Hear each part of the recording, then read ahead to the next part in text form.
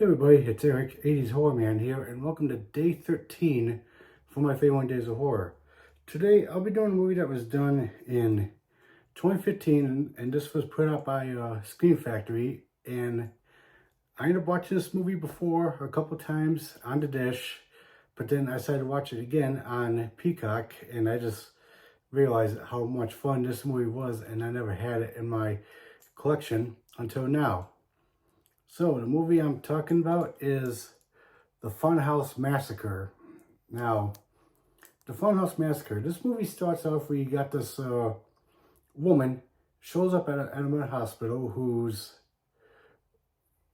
trying to work as a nurse, so she's getting a tour of the place, and she's being introduced by some of the most dangerous mental patients that this hospital has ever had in the facility. So for like one of the patients you got is a former cult leader. Another patient you have is like a taxidermist. Another patient you have is a former wrestler who ended up killing his opponents during his match. You also have, for another patient, a deranged dentist who ended up killing his patients and torturing them. And for the last patient you have is like a cannibal slash butcher. So while this woman is getting a tour, and the doctor who's giving the tour to the young nurse, the doctor is played by none other than Robert Englund, the guy who plays Freddy Krueger from Nightmare on Elm Street. I was surprised to see that he was in this movie, but he's only in it for about 10 minutes or so. So after he gets done giving her the tour of the place, he takes her to the office and explains to her, and the next she kind of starts trying to seduce him in a kind of way, but then all of a sudden she just uses like a weapon and just like chokes and kind of like slashes Robert Englund's throat, and the next thing you know, Robert Englund's character, he's just dead. So yeah, Robert Englund's character is only in this movie for about 10 minutes, then he gets killed. And then that woman who is applying to be a nurse calls for the security guards to come in and help. And she ends up killing them, snatches the keys, and ends up releasing the mental patients that she got introduced to, because she's like part of their plan, as part of their busting them out. So she gets out of the clothes that she's there to show up for the tour and puts on her outfit where she's got like white face paint on her, like just kind of like a clown, and kind of almost like a dangerous version of Harley Quinn, if you want to say.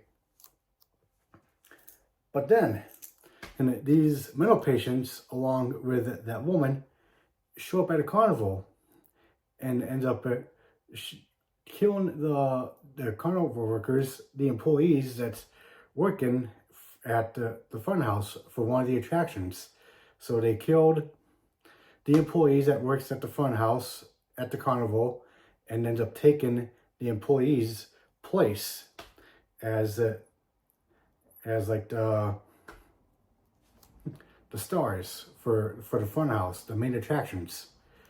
But when you got like people attending this carnival, they think it's all part of the show, when it actually turns out it's for real, that these mental patients are actually murdering actual people. So the people that's wandering through the funhouse saying, oh my God, look how realistic this looks. Look how fun this is. It's like all part of the show. Well, they think it's all part of the show when it's actually real. But you also have a group of teens that decide to show up to go to the carnival resort, and they experience the same fate, experiencing the same torturous murder going on at the funhouse, and they all think it's part of the show when they find out it's actually real. But also in the movie, you also have a sheriff and her dim-witted deputy who's like a complete idiot.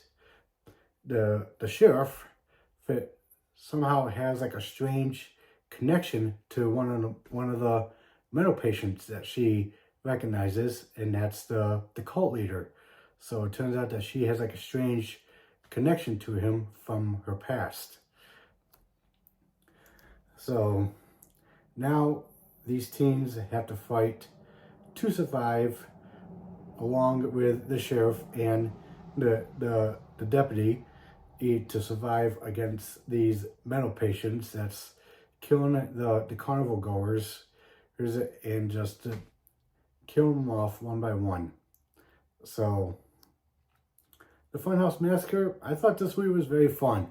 Good blood, good gore. Kills were very interesting, very unique, especially with the big guy who played like the former wrestler ends up pinning one of the employees who's painted like a clown and just pulls his face right off of him and decides to wear his face as like a little mask, like he's back in the wrestling business again. But yeah, the Funhouse Massacre, I definitely enjoyed this movie. It was so fun.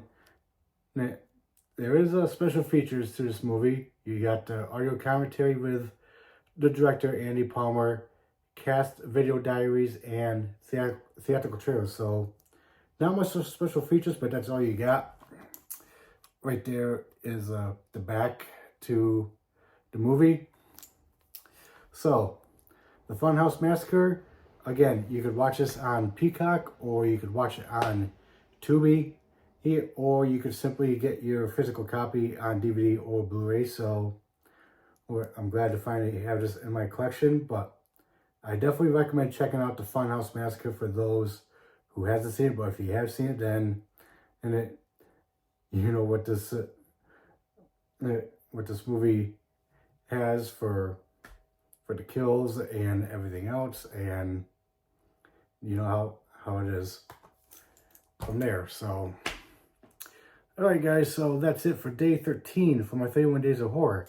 What do you guys think? Have you seen this movie before? If so, please let me know in the comments down below. I'd like to hear your thoughts. Also, like and subscribe to the channel, and stay tuned for some more videos and some more 31 Days of Horror. Later.